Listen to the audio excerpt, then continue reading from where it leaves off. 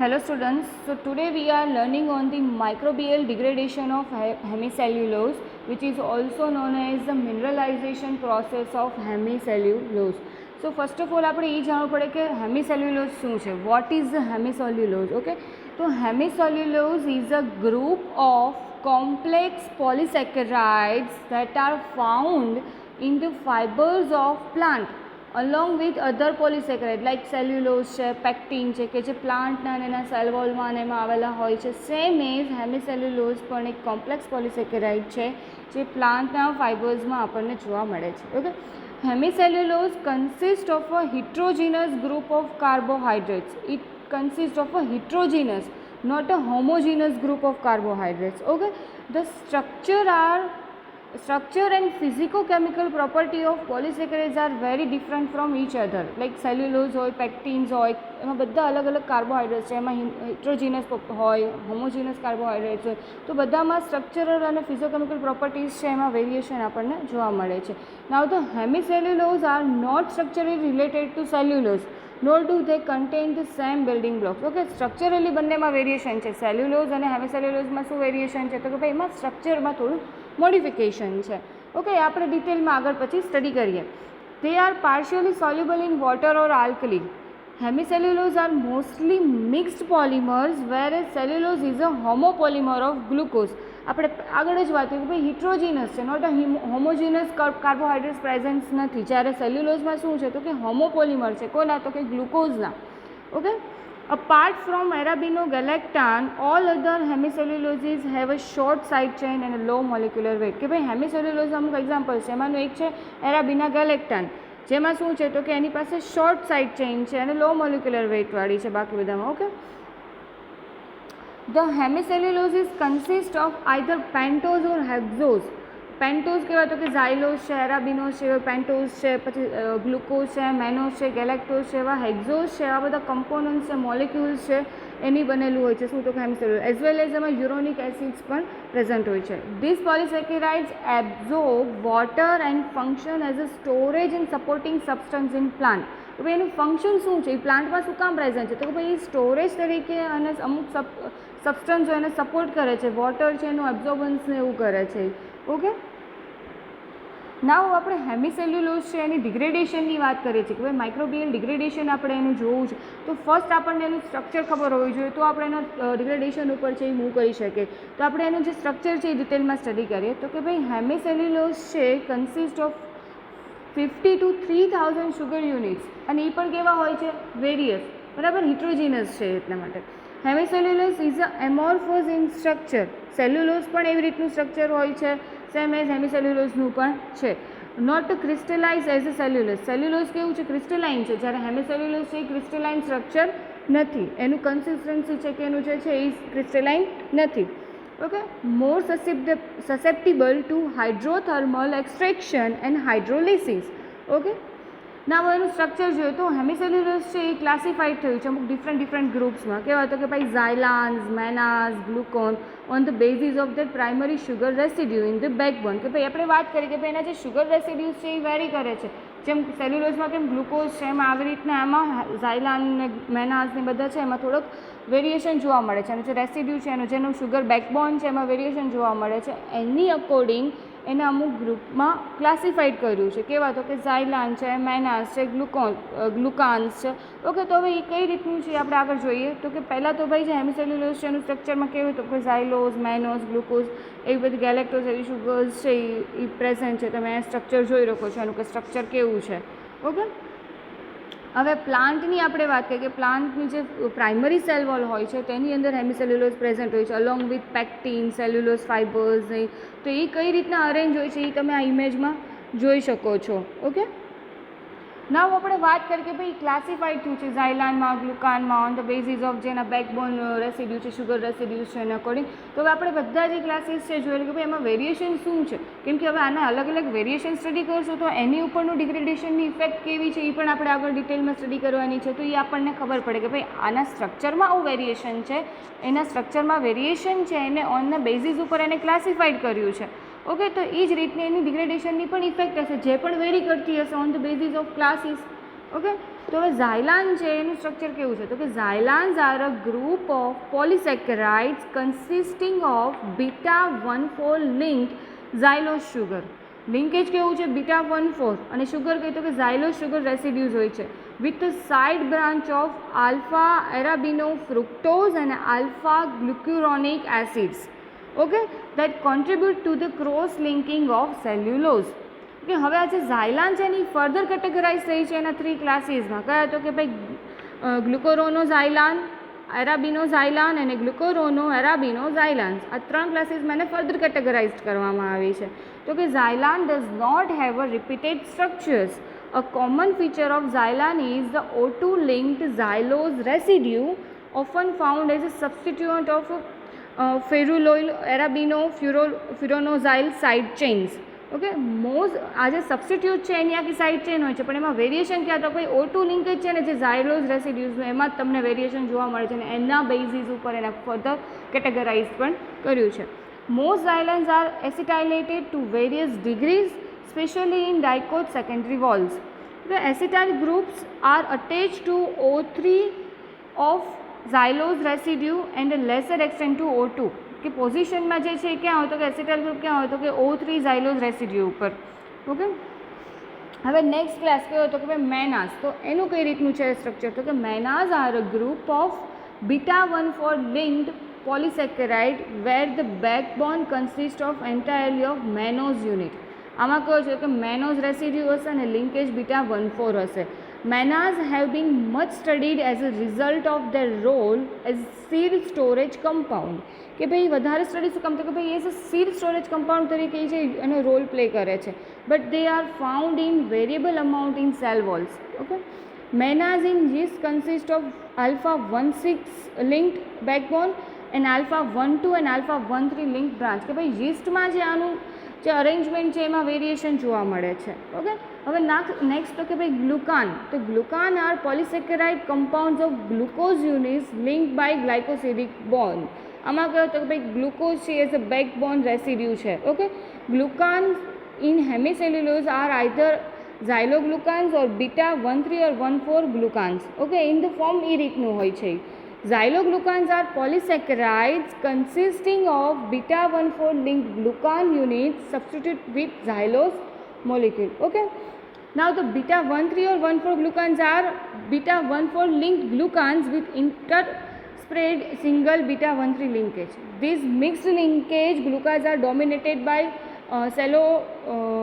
triazyl or cellotetrazyl units linked by β1,3 linkage but longer β1,4 linked segments all occur. કે ભાઈ આનું સ્ટ્રક્ચરમાં verification છે કે ભાઈ એમાં 1,3 1,4 બંને ટાઈપનું જે છે એ લિંકેજ જોવા મળે છે અને ત્યારે એને ટ્રાયોઝાઇલ ઓર ટેટ્રાઝાઇલમાં પણ એને ફર્ધર ડોમિનેટ કરવામાં આવ્યા છે. ઓકે, નાવ હવે આપણે વાત કરીએ કે ભાઈ આપણે એને ડિગ્રેડેશન, અત્યાર સુધી આપણે સ્ટ્રક્ચર જોયું કે ભાઈ હેમિસેલ્યુલોઝનું સ્ટ્રક્ચર કેવું છે, એના ક્લાસીસ છે તો એનું સ્ટ્રક્ચરમાં કેવું વેરિએશન છે એ બધું આપણે જોયું.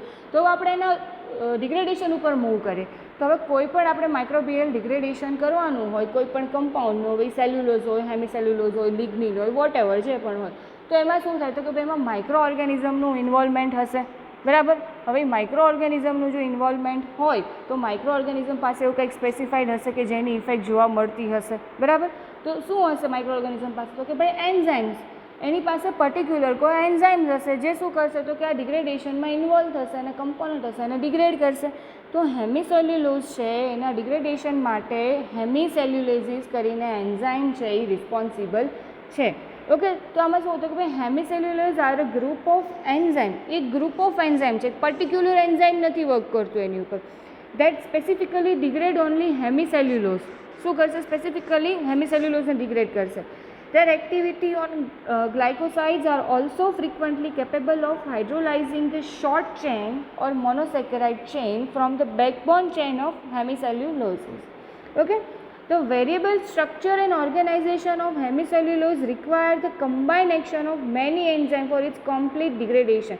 તો ભાઈ એના સ્ટ્રક્ચરમાં વેરિફિકેશન છે, અલગ અલગ બધા રેસિડ્યુઝનું એનું બનેલું છે, લિંકેજમાં વેરિએશન આપણે જેમ જોયું એમ છે. તો એની માટે કોઈ પર્ટિક્યુલર એક એન્ઝાઇમની એક્ટિવિટી છે એ રિસ્પોન્સિબલ ન હોય, એટલે એમાં ગ્રુપ ઓફ એન્ઝાઇમ છે ઇન્વોલ્વ થતા હોય છે તો એનું કમ્પ્લીટ ડિગ્રેડેશન થાય છે. The catalytic modules of hemicellulases are either glycoside hydrolase that hydrolyze the glycosidic bond, પછી તો કે carbohydrate esters which hydrolyze the ester linkage of acetate or ferulic acid side group, કે ભાઈ આ બંને કમ્બાઇન થઈને શું કહે તો પહેલાં ભાઈ સાઇડ છે ને એને ડિગ્રેડ કરે છે ને એવી રીતે આપણે આખું કમ્પ્લીટ ડિગ્રેડેશન જોઈએ છીએ. તો કે hemicellulose are categorize into 4 different group depending on the substrate and linkage, કે જેમ એના ક્લાસીસ હતા એના બેઝિસ ઉપર એના એન્ઝાઇમના પણ ફર્ધર ક્લાસિફાઈડ કરવામાં આવ્યું છે. કયા કેટેગરીઝમાં, કયા ક્લાસીસમાં, તો કે L arabinases, D galactanases, D mannase and D xylanases. બરાબર, આ 4 કેટેગરીમાં હેમિસેલ્યુલોસિસ એન્ઝાઇમને પણ કેટેગરાઇઝ કરવામાં આવ્યું છે. Now some of these enzymes might even differ in structure and their mode of action, કે ડિપેન્ડ કરે છે કે એના સ્ટ્રક્ચર અને મોડ ઓફ એક્શનને અકોર્ડિંગ એને ક્લાસિફાઈડ કરવામાં આવ્યા છે. Okay, now different hemicelluloses might even be produced by a different group of organisms like bacteria, fungi, protozoa, algae, plants. બરાબર, આ રીતના અલગ અલગ જે ઓર્ગેનિઝમ્સ છે એના બેઝિસ ઉપર ડિફરન્ટ હેમિસેલ્યુલોસિસ છે એ પ્રોડ્યુસ થતા હોય છે. તો હવે આપણે વાત કરીએ કે ભાઈ માઇક્રો ઓર્ગેનિઝમ્સ છે કે જે આ એન્ઝાઇમ છે એનું પ્રોડક્શન કરે છે અને જે ઇન્વોલ્વ થાય છે હેમિસેલ્યુલોઝના ડિગ્રેડેશનમાં. તો કયા કયા ટાઈપના માઇક્રો ઓર્ગેનિઝમ્સ છે આમાં ઇન્વોલ્વ હોય ડિગ્રેડેશનમાં? તો કે ભાઈ હિમોલાઇટિક ફંજાઈ અને હેમિસેલ્યુલાઇટિક ફંજાઈ અને હેમિસેલ્યુલોલાઇટિક બેક્ટેરિયા, આ બંને જે ઇન્વોલ્વ હોય છે ડિગ્રેડેશનમાં. ઓકે, તો હેમિસેલ્યુલોલાઇટિક ફંજાઈ છે એની આપણે કેરેક્ટરિસ્ટિક જોઈએ અને એનું ઇન્વોલ્વમેન્ટ કઈ રીતનું હોય છે અને કઈ ફંજાઈ છે એ ઇન્વોલ્વ થતી હોય છે એ આપણે આમાં જોઈએ. તો કે ભાઈ most active agent of decomposition of organic matter. બરાબર, ફંજાઈ છે એ મોસ્ટ એક્ટિવ એજન્ટ છે ડિકમ્પોઝિશન કરવું હોય કોનું તો કે ઓર્ગેનિક મેટરનું એની માટે. બરાબર, fungi are the most important group of hemicellulolytic micro organism, કે જે મોસ્ટલી ઇન્વોલ્વ હોય છે હેમિસેલ્યુલોઝના ડિગ્રેડેશનમાં. Okay, such as the fungi Trichoderma and Aspergillus which secretes at high concentration a large variety of hemicellulose that work synergistically. કે એ બંને શું કરે છે કે સિક્રેટ કરે છે પણ બંને વર્ક કઈ રીતના કરે છે કે સિનર્જિસ્ટિકલી વર્ક કરે છે. કોણ? તો કે ટ્રાઇકોડર્મા અને Aspergillus. Okay, now besides other saprophytic fungi like Alternatia, Corticium, Monella, Neurospora, Rhizopus, બરાબર, are also known to produce the L arabinase and D mannase, કે આપણે જેના ક્લાસીસ જોયા એન્ઝાઇમના પણ એમાંથી પર્ટિક્યુલર આ બધા ફંજાઈના એક્ઝામ્પલ્સ છે એ શું પર્ટિક્યુલરલી સિક્રેટ કરે છે કે પ્રોડ્યુસ કરે છે તો કે એલ એરાબિનાઝીસ એન્ડ ડી મેનાઝીસ, અને એ વર્ક કોના ઉપર કરશે તો એના રિસ્પેક્ટિવ ક્લાસ ઉપર કે એ ક્લાસના હેમિસેલ્યુલોઝ ઉપર. Okay, now similarly fungi like Gibberella, Phytophthora, Helminthosporium which produce the D galactanase. Okay, કે ડિપેન્ડ કરે છે કે કયું છે એને અકોર્ડિંગ મેં તમને એક્ઝામ્પલ્સ આપ્યા છે. ઓકે, પછી બીજું તો કે fungal species found in marine environment. અમુક મરીન એન્વાયરમેન્ટમાં જે મરીન ફંજાઈ છે એ પણ આમાં એન્ઝાઇમનું પ્રોડક્શન કરતી હોય છે અને ડિગ્રેડેશનમાં ઇન્વોલ્વ થતી હોય છે. તો કેવી તો કે ભાઈ એસ્પરજીલસ છે, ડિપ્લોઇડ્સ છે, ઓક્સીપોરસ છે, બરાબર, એવી અમુક જે એગ્રીકસ છે એ બધી ફંજાઈ છે એ પણ આમાં હેમિસેલ્યુલોસિસ છે એનો ઇમ્પોર્ટન્ટ સોર્સ તરીકે થયું છે. હવે જે આપણે એન્ઝાઇમ છે એનું પ્રોડક્શન થઈ છે એ એક્સ્ટ્રા સેલ્યુલર પણ હોય છે. ઓકે, અને ઇન્ટ્રાસેલ્યુલર પણ હોય છે અમુક ફંગલમાં. ના હવે વાત કરીએ તો કે હેમિસેલ્યુલોલાઇટિક બેક્ટેરિયા. ઓકે, તો કે bacteria also produce different types of hemicelluloses either as a singular enzyme or as a multi enzyme system. Okay, most of the bacterial cellulolytic enzymes are reported from Clostridia, Bacillus, Actinobacter, Sporocytophaga, Streptococcus species, બરાબર, બધાનામાંથી reported થયેલી છે. Okay, હવે વાત કરીએ આપણે એન્ઝાઇમની. અત્યારે મેં તમને આગળ વાત કરી કે ભાઈ એન્ઝાઇમ હેમિસેલ્યુલોઝ ઇન્વોલ્વ છે ડિગ્રેડેશનમાં, પણ એના પણ આપણે ફર્ધર ક્લાસીસ જોયા હતા, એના પણ આપણે ફર્ધર કેટેગરાઇઝ જોયા હતા, કર્યા હતા. ઓકે, તો હવે એનું કઈ રીતનું ઇન્વોલ્વમેન્ટ છે કે હવે પર્ટિક્યુલર જે ક્લાસ છે એની કઈ રીતનું ડિગ્રેડેશન એ કરે છે કે સ્પેસિફિક કોને એ ડિગ્રેડ કરે છે એ વસ્તુ આપણે જોઈએ. તો કે hemicellulose are generally classified into 4 distinct group which are L arabinases, D galactanase, D mannase and D xylanase. Okay, આ 4 ગ્રુપ્સ છે એને આપણે ડિટેલમાં જોઈએ. તો કે ભાઈ એલ એરાબિનાઝેસ છે કે જે એન્ઝાઇમ પ્રેઝન્ટ છે એ કઈ રીતનું એનું વર્ક કરે છે, એનું મોડ ઓફ એક્શન કઈ રીતનું હોય છે. તો કે L arabinases are hydrolytic enzyme capable of degrading L એરાબિનેટ.